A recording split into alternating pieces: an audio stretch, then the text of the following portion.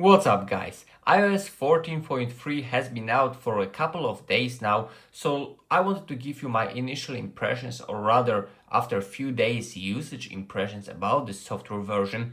The general conclusion is that it's pretty good, it functions pretty properly, people are quite pleased with this version, but yeah, there are always some buts that I have about these new iOS versions, especially iOS 14 versions. So I definitely want to update you on that, whether you should update to this version, whether or not.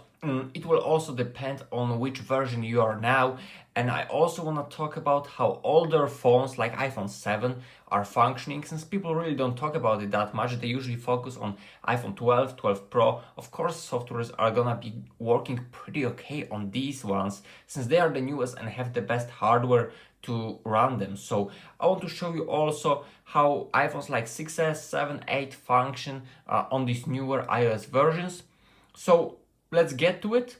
But before that, make sure to press the like button if this video is gonna provide you any value. Smash that subscribe button for more content like that. And now let's get to our iOS 14.3 impressions and review after a couple of days. So the first thing I want to talk about is the overall performance of a device, especially older device, since they are known to have a little bit of troubles on iOS 14. There have been at least some occasional chops on these versions. So how is it on iOS 14.3? Well, it's actually pretty okay. I can't complain too much about it. The overall performance, the way it functions, is pretty okay. I feel like it has been boosted a little bit, it works a little bit better, apps are opening a little bit quicker, and overall, like, even the scrolling seems smoother and better, and there is less chop. For example, when I unlock the device, there is just this chop which happens after unlocking, happens less and less often. So that's a positive change, and overall I feel like the performance is pretty okay. On iOS 14.2 it used to lag a little bit, now it's definitely much better, but yeah, there is this but. It gets hotter, like in this area where the processor or the battery is, unfortunately it gets hotter. For example, I switch between messages and Messenger, and during that switch and generally typing, the device somehow gets hotter. And it's noticeable, it's not like it gets barely warm, it just gets warm, and you can definitely feel that, and it drains more battery because of that. So that is the negative change. I see it very often, and really on iOS 14.2 it hasn't been happening that much. The device was getting hotter, but now it's significantly warmer and gets warmer much more often. And it also affects the battery life. It drains a little bit more in my case, unfortunately. If we actually look at my battery stats, I have 96% capacity. It dropped a little bit, probably because of the heat. You know, on iOS 14 has been out for quite some time, for a couple of months, and the iPhone has been getting hotter because of that, and it probably affected a little bit the battery, but it's still pretty okay. But overall, like, it's not impressive. I feel like it definitely drains more, especially when you turn on LTE and Bluetooth, and it gets hotter. So the battery is not perfect. It's still acceptable, but I feel like on iOS 14.2 it has been a little bit better. But as I'm saying, it's not something terrible, but definitely you will notice that the performance overall is better. But yeah, again, the phone is getting hotter, so definitely not great when it comes to that. Also, you do get this one great features in camera. Just let me check the camera. And that's the thing I like. I usually focus on performance and stuff like that, especially when we talk about older phones. But I particularly like this option that has been added, mirror front photos, which is basically very useful for selfie. I'm glad they brought that back, so definitely good praise for that. They haven't given us any new wallpapers and stuff like that. And overall, as I'm saying, the performance is okay. It's getting warmer, but it's also faster, and the battery is draining faster. So should you update if you are on iPhone 6s, 7, 8?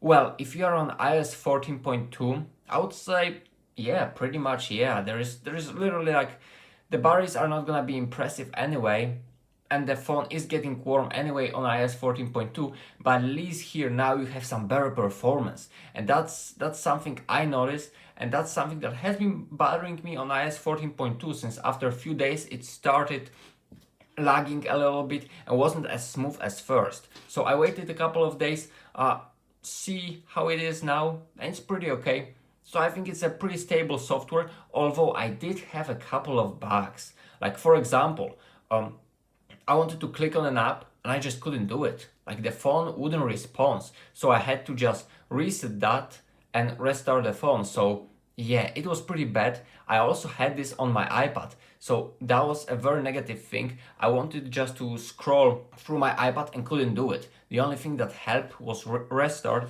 So definitely don't like that. Yeah, but speaking of iPad, it works pretty okay. Really can't complain.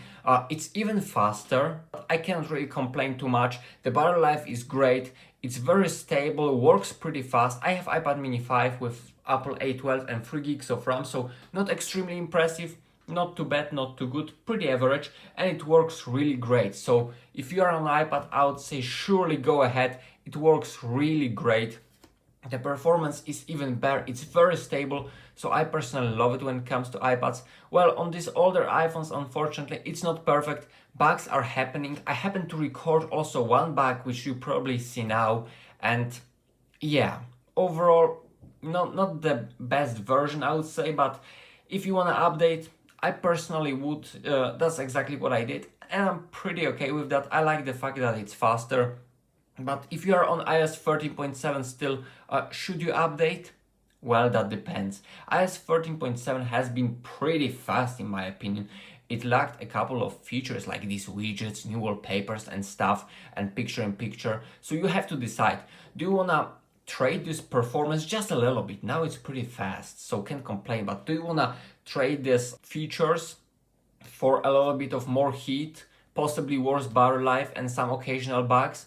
If so, then go ahead. iOS 14.3 is pretty stable at the moment, but as I'm saying, it's not ideal. And if you love your performance on iOS 13.7, then probably stay with that. If you don't particularly miss these features, don't want them at all cost, and you are fine with iOS 13.7, then you may just wait a little bit. Maybe Apple will change something with iOS 14.4, and they are gonna improve even further the battery life and the heat problems. That would be fantastic.